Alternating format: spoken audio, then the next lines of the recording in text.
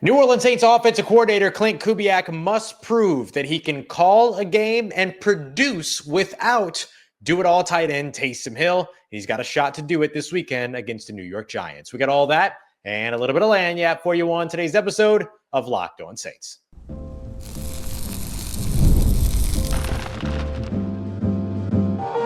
You are Locked On Saints, your daily New Orleans Saints podcast. Part of the Locked On Podcast Network, your team every day.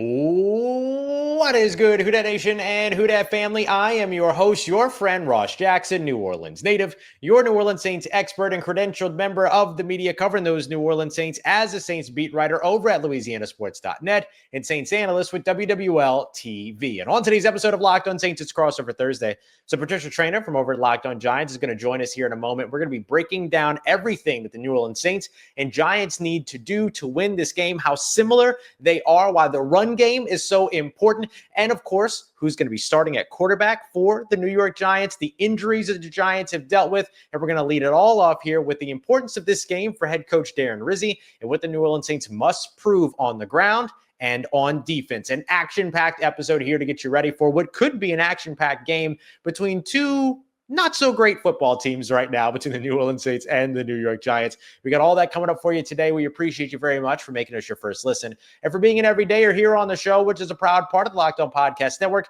your team every day. Today's Crossover Thursday is brought to you by our friends at Prize Picks. Download the app and use the code LOCKEDONNFL to win $50 instantly when you play your first $5 lineup. And to kick us off here, Patricia Traynor asks us her first burning question about the New Orleans Saints coaching situation. Ross, one thing I wanted to ask you about the Saints that I'm kind of curious about, they made a change a few weeks back. They replaced Dennis Allen with Darren Rizzi. Mm-hmm. What kind of differences do you notice in the team? I know under Rizzi, I think they won their first two games that they played under him. But what do you notice as being maybe the most significant difference in the Saints? Yeah, I think New Jersey native Darren Rizzi, by the way, yes, just to make sure that's out there. He's super excited to be able to go home, and he's a Bergen Catholic grad, so he's super excited to be out there this week to get started and continue this going. But I think the big thing that you've seen from this team under Rizzi is energy. Energy's been the big thing. And sort of the buy-in of this team. I mean, everything down to like the locker room being full, to position groups being next to one another in the locker room. All of a sudden, they kind of kept the COVID adjustment of everybody all spread out so that one person didn't come in direct contact with everybody in their position group and all those other things. Little adjustments like that have just kind of created and kind of reignited the culture here for this New Orleans Saints team. So I think that's been a big part of it.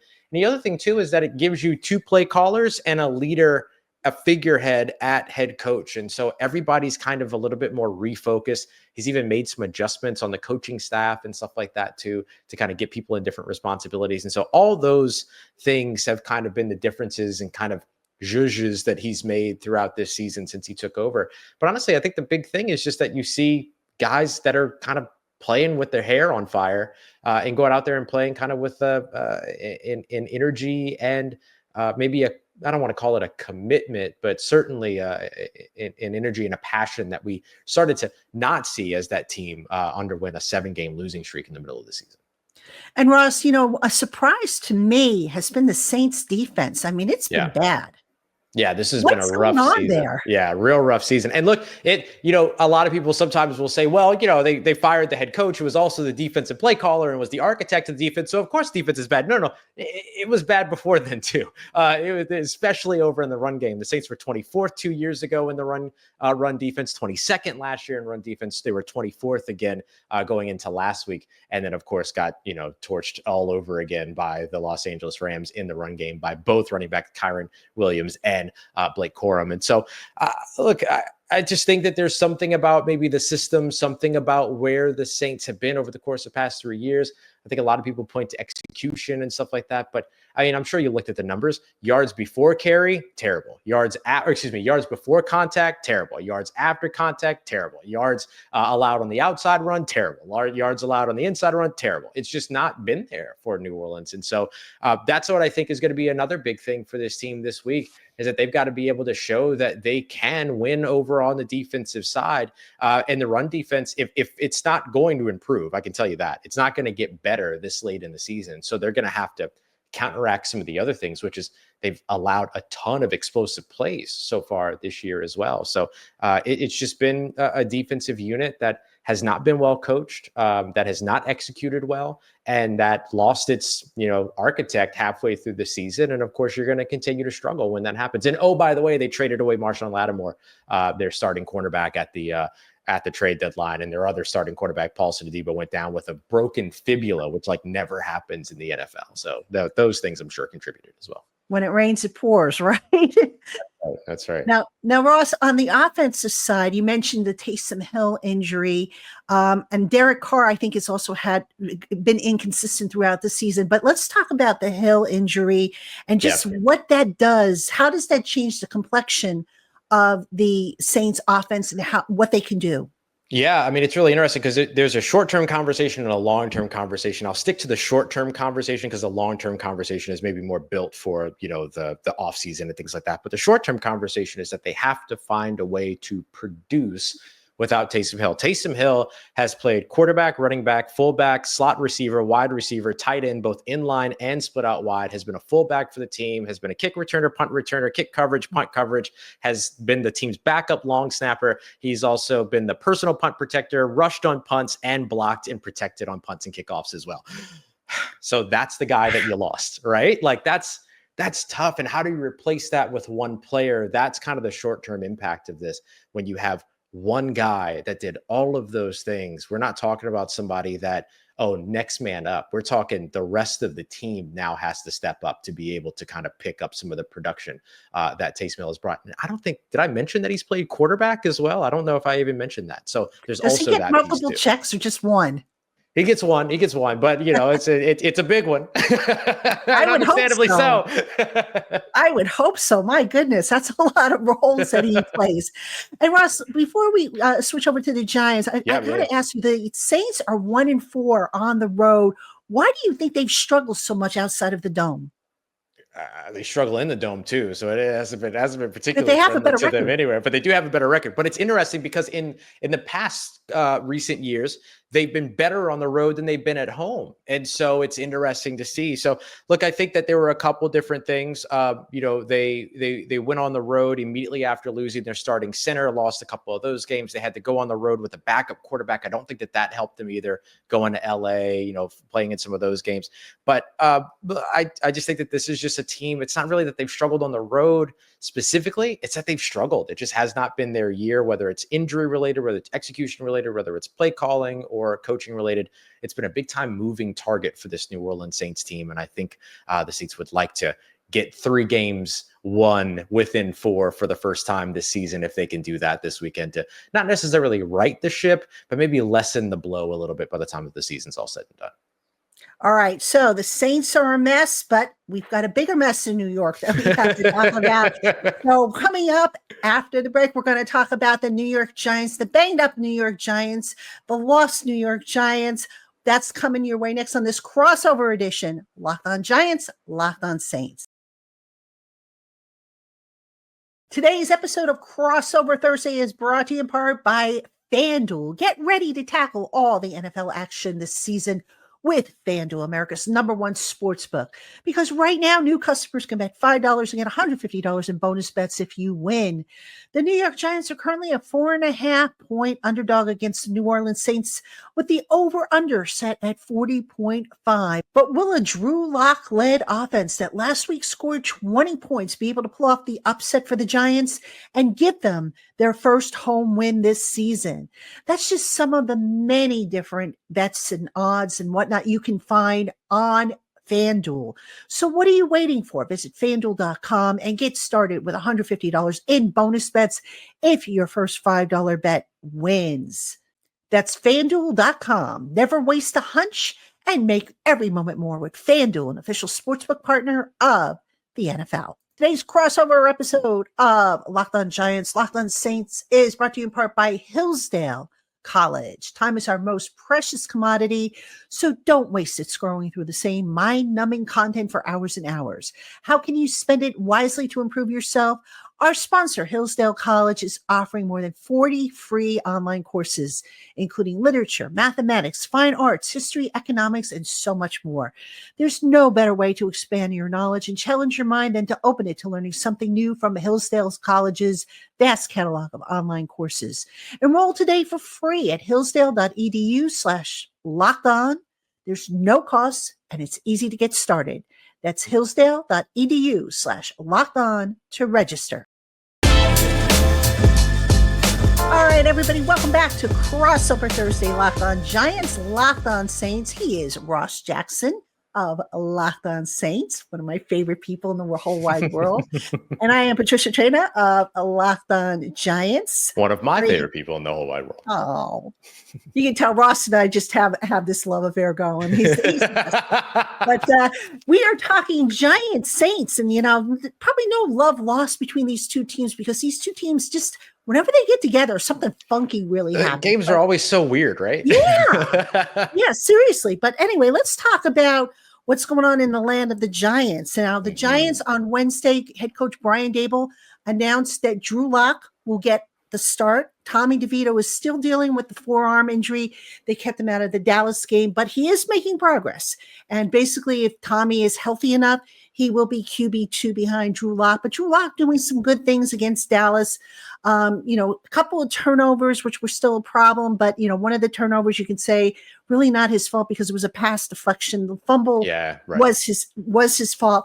But Drew Lock, quick decision making, just seemed to function better in the offense, didn't hold the ball as long. So a lot of good things done by Drew Lock, some bad things, but they've been working on it. And Drew Lock, speaking to the media today, said, it was kind of like just getting back on the bicycle.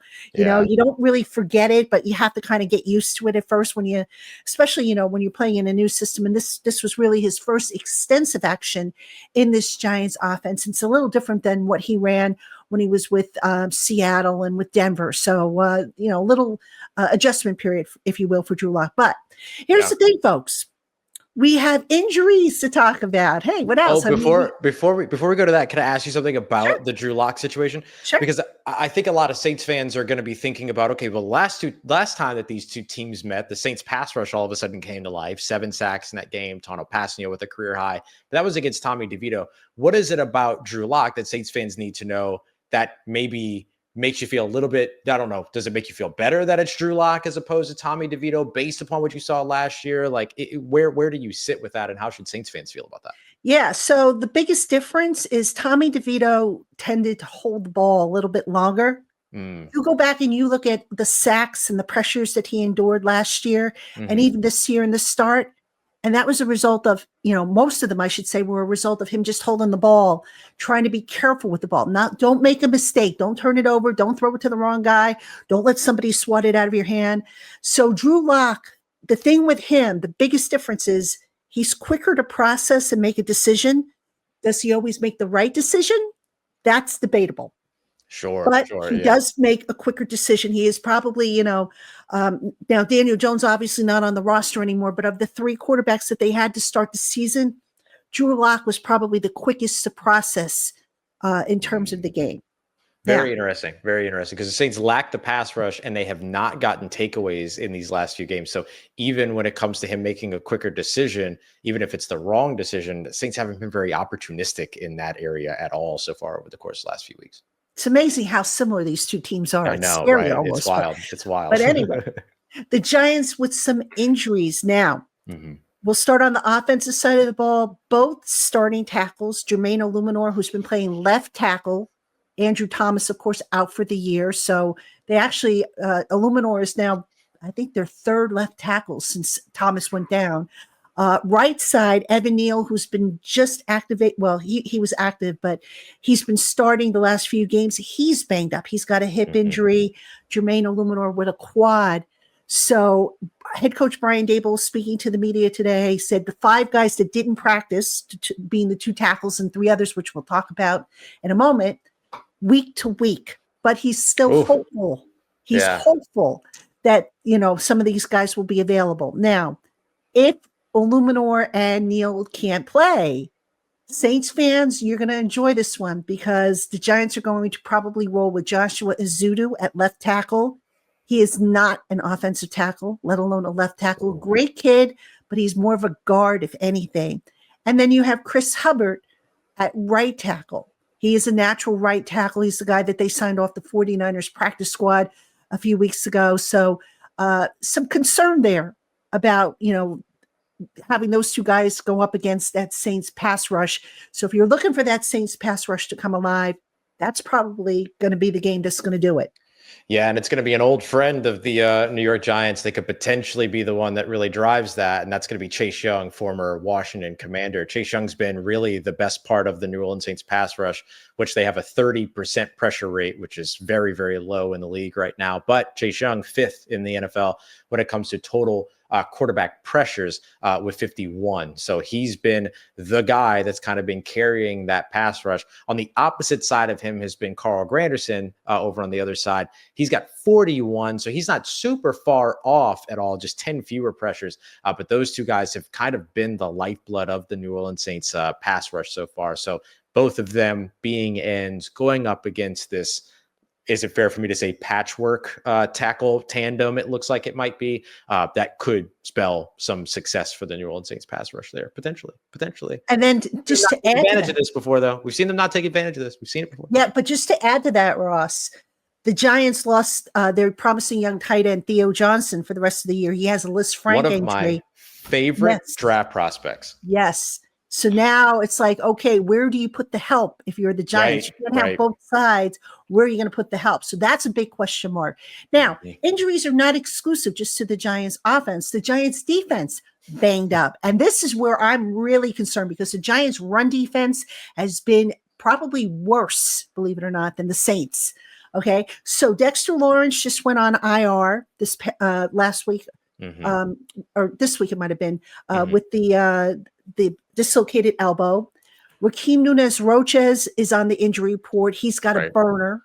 Okay. DJ Davidson, who's a defensive lineman, he's got a shoulder injury. I have no idea who's going to play defensive line. I mean, they've got this young undrafted rookie, Elijah Chapman, who's looked good. Jordan Riley is another one who is banged up. So there's concern there, obviously. But here's the big one for the Giants. There's the injuries up the middle.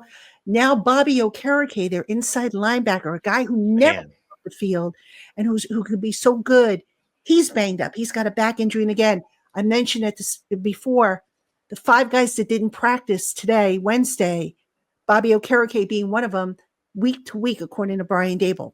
So I have no idea what they're going to do about the run defense. I mean, it was bad to start with a healthy Dexter Lawrence and a healthy Bobby Okereke. I have no idea what's going to happen now. Yeah, and the Saints haven't had a ton of good things going for them so far this season, but one of the things that's been going great for them is Alvin Kamara. He's 106 rushing yards away from his first ever career 1,000-yard rushing season. He hasn't had it before, and he could potentially get that this week. He went over 100 rushing yards not too long ago. There's a chance that he does it here again. And this has been the bread and butter of the New Orleans Saints offense so far, is that run game. So that's something with all those injuries to that defensive front for the Giants that the Saints will need to be able to take advantage of. And look, that's been the lifeblood of their offense, right? In terms of setting up their passing game too. So I expect the Saints to lean very heavily, especially early on when it comes to that run game. And also, just real quick, you mentioned the Saints passing game. Tay Banks, starting cornerback, banged up with a rib. Today. He's another guy who may or may not play. So the Giants have some significant injuries, and it's just when it rains, it pours, and who knows how they're going to fill all this stuff. I suspect it'll be a Dory Jackson, Cordell Flott, but you know what? The defensive secondary has been a problem for the Giants all year long. Young group, a lot of talent, some promising stuff, talent there, but just inconsistent. And it's just been very frustrating. Teams come in and they just absolutely have rolled over the Giants. And Then you throw in the fact that, the defensive scheme is not an ideal fit for the personnel they have. And it's just been an absolute mess for the Giants defense. Rough. Yeah, it is very interesting, like how similarly the seasons have gone. 7-game losing streak right now for the Giants. The Saints are on a 7-game losing streak. Giants winless at home. The Saints only 1 win on the road. I mean, like there's a lot of symmetry to these two teams right now.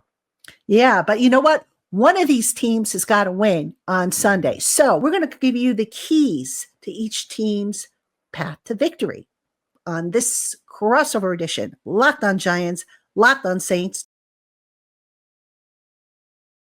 Today's episode of Crossover Thursday is also brought to you in part by Mint Mobile. With big wireless providers, what you see is never what you get. Somewhere in between the store and your first month's bill, the price you thought you were paying magically skyrockets. With Mint Mobile, you'll never have to worry about gotchas ever again. Say bye-bye to your overpriced wireless plans, jaw-dropping monthly bills, and unexpected overages. Mint Mobile is here to rescue you with premium wireless plans starting at $15 a month. All plans come with high-speed data and unlimited talk and text delivered on the nation's largest 5G network. Use your own phone with any Mint Mobile plan and bring your phone number along with all your existing contacts. And now you can get 3 months of premium wireless service for only $15 a month. Just go to mintmobile.com/LockedOnNFL. That's mintmobile.com/LockedOnNFL. Cut your wireless bill to $15 a month at mintmobile.com/LockedOnNFL. $45 upfront payment required, which is the equivalent of $15 per month. New customers on first 3-month plan only. Speed slower above 40 GB on unlimited plan. Additional taxes, fees, and restrictions apply. See mintmobile.com for details. All right, everybody, welcome back to the crossover edition. Locked on Giants, Locked on Saints. He is Ross Jackson of Locked on Saints. I am Patricia Traina of Locked on Giants. And one of these teams, Ross, is going to have to win on Sunday. It's either going to be the Giants, who, if they don't win this week, I don't think they're going to win at all the rest of the season with their schedule, or maybe the Saints pull it all together and come marching in and come marching out with a win. So, Ross, I want to start with you. What are your keys to a New Orleans Saints win? Yeah, and of course, our Crossover Thursday brought to you by our friends over at Prize Picks, where you can get $50 instantly by putting down your first $5 lineup. Just head over to Prize Picks. You can download the app, and you can use the promo code LOCKEDONNFL to get that. When it comes to the Saints, I think the 3 things they got to do, they got to run the ball and control the clock. They, of course, also have to find pass game production with their wide receivers that doesn't rely on the home run ball. I'll explain that in a sec. And then winning in the red zone, I think, is the other big thing. So when it comes to running the football, they just kind of have to stick to their game plan, do what it is that offensive coordinator Klint Kubiak's offense needs them to do, right? That's what this offense is built upon. We've discussed that, Alvin Kamara. And they're going to probably get second-year running back Kendre Miller back, number 25. He's going to be a big one to watch as well. He's going to be the guy that's going to have to run between the tackles in order to complement the outside run game of Alvin Kamara. Without Taysom Hill, they need somebody to have that complementary attack. When it comes to the passing game, Patricia, listen. When the Saints had Rashid Shaheed, when they had Chris Olave, they were able to kind of dice up the passing game a little bit more involvement in the intermediate areas and stuff like that. Now, this passing game mostly relies on the home run ball to Marquez Valdes-Scantling, former Green Bay Packer, former Buffalo Bill, former Kansas City Chief. He has been kind of the jolt for this team. He's got 8 receptions on the season on 10 targets, and 4 of them are touchdowns. 3 of those touchdowns are 40 or more, 40 plus yards, or 3 of his receptions are 40 plus yards. That has been a huge deal for them so far. So they have to find some way, though, to be able to move the ball in the passing game without having to rely on that home run. And then winning in the red zone. The Saints came up short in the red zone, 0 for 2 last week up against the Los Angeles Rams. But then they also, on the defensive side, let up 3 touchdowns on 3 red zone possessions for the Los Angeles Rams. That used to be a place where the Saints were phenomenal early on in the season, is defending the red zone and scoring in the red zone. Got to be able to run the football there. Got to be able to rely on Alvin Kamara there, especially now without Taysom Hill. So they've got to be able to find a way to do that, because that's going to probably be the difference in this game, is can you score when you're in striking distance? Because I don't expect either of these teams necessarily light it up in terms of the big explosive plays into the end zone. They might get there, but then they've got to be able to punch it in once they get into the get in between the 20s. Again, so scary how similar the two teams are. The Giants, they can get to the red zone, but they've had their share of problems. But for the Giants, the biggest thing is that they've got to stop shooting themselves in the foot. All right, whether it's a penalty, whether it is a turnover, they've had turnovers in the red zone. They are not good enough to overcome these mistakes. And, they average roughly 1.8 stalled scoring drives, thanks to penalties on the offensive side of the ball, which is just makes you want to pull your hair out, because it's like tough. Here you are, you think, oh, they're moving the ball, they're going to get into the end zone, and then boom, there's a penalty, and now they've got to settle for a field goal. And as you know, Ross, field goals aren't going to cut it. In these types of games. So that's got to be priority number one. You got to play as clean of a game as possible. No false starts, no ineligible men downfield, which has been a big problem for the Giants whenever they try to run a screen, all that stuff. You just can't have that. The other thing that the Giants absolutely positively need to do, and if they don't, you're going to hear me screaming in the press box, run the ball. Oh, goodness. Tyrone Tracy, baby. All right. Now, everybody's like, oh, Saquon's off in Philadelphia. Yeah, we all miss Saquon. I miss Saquon too. But you know what? Tyrone Tracy, the rookie who they got in the 5th round of the draft this year. Another one of my favorites. Pretty good.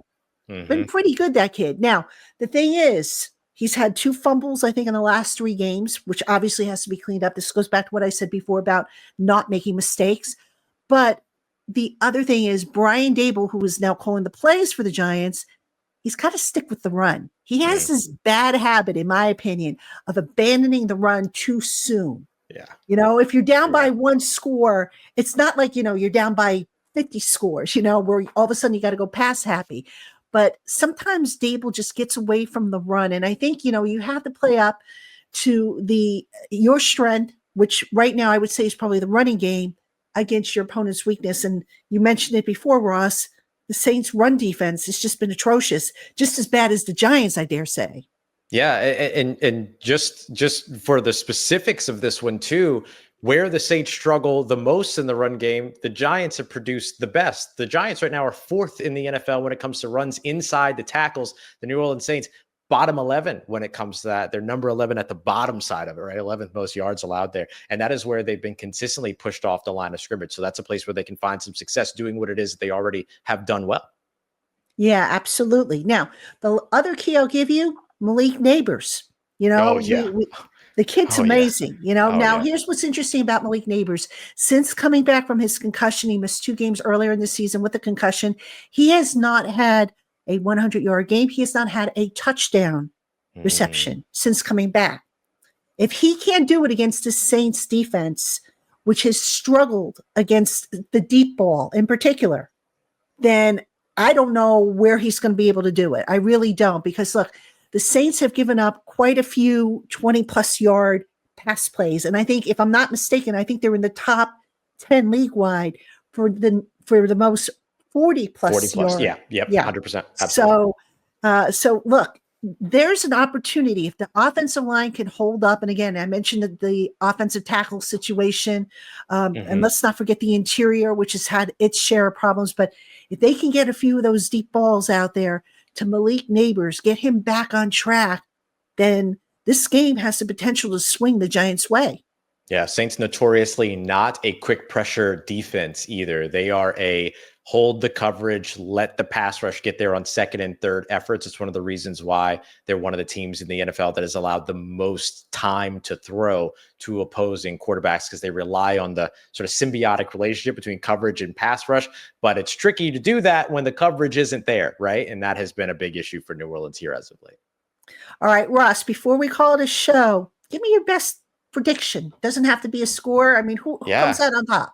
Oh, that's a great question. Like if it's I was gonna say any prediction at all. I could come up with something. I think the Saints should be able to win this game. But I'm kind of with you. If they don't win this game, I don't know. I mean, they have the Raiders later on, so maybe that's a chance. The Saints are going to be playing three teams that at different points in the season have been considered the worst team in the NFL: the Carolina Panthers, the New York Giants, and then of course the Las Vegas Raiders. And the Saints have shared a little bit of that conversation themselves as well during that 7-game losing streak. And so they already lost the Carolina Panthers. They could potentially drop this one, but I think that they walk away with a win here. And I think it ends up being this really nice story for Darren Rizzi being able to go back to New Jersey and get a win in his hometown. Yeah. Now for the Giants, I made a vow several weeks ago that I would not pick the Giants to win because they have not given me reason to believe. Sure. But I will say this, although I am not picking them to win this game because they just had this bad habit of going up against these teams that had bad run defenses, bad this, bad that. And they're like the cure-all, the fix-it-all. Suddenly the teams that were so bad in area A, B, and C, now they look like, all world teams. Right. But for the Giants, look, I mentioned the rest of their schedule. They have a date with Baltimore after this. They still have Philly one more time. They've got the Colts. They've got the Falcons. If the Giants can't get a win this week against the Saints team, because the two teams are so similar, and if the Giants cannot get a win this week, then I just don't see them getting a win the rest of the year. I mean, they're just big week. It's a big week. The Giants they're banged up. The quarterback situation is not really stable. It's just an absolute mess. It's been a long, long year for us here in the land of the Giants. Yeah. And you got a head coach that's coaching for his job too. I mean, exactly. there's a lot of motivation for that Giants team. Yes. And I will add this before we close off. At Brian Daboll's presser today, I don't think I've ever seen him the way he was today. Normally he's got energy, he's got fire, and he just seemed very beaten down. And I turned to a colleague and I said, my gosh, is it me or does Dabes look like he's just been beaten down and just worn out to a nub? And everybody kind of thought the same thing, just how he spoke, with eye contact, all that stuff. Yeah. So you could tell that this season has taken a toll on him. It's taken a toll on all of us. Yeah. I mean, quite frankly, I don't know. Every Monday when I do my show, I'm like, okay, how do I talk about the loss now? Yeah, right. So I will say, Dennis Allen, we said the same thing about him the couple of weeks before he was dismissed. So it's a tough season when you're in a situation like that for sure. Well, hopefully I won't have to talk about a loss, but I have a feeling, like I said, they haven't given me any maybe we get a tie. Huh? Yeah, maybe we get a tie. I can live with that. Yeah, exactly. That's what we talk about. So, all right, Giant fans, all right, Saints fans, that's going to do it for this edition of Crossover Thursday, Locked on Giants, Locked on Saints. Don't forget, we still have one more show for this week for you. Ross will be back on Friday. I'll be back on Friday on our respective channels. You can also find us on all the audio platforms, wherever you get your podcasts. And please, if you haven't already, consider subscribing to our respective channels. We would appreciate it. Click the bell to be notified when we put up new videos. And also like the video. It all helps us in the long run, and it is appreciated. Special thanks to our everydayers, newcomers, and everybody in between. You're all appreciated. For Ross Jackson, I'm Patricia Traina. We'll see you on our respective shows tomorrow, everybody. Have a good one.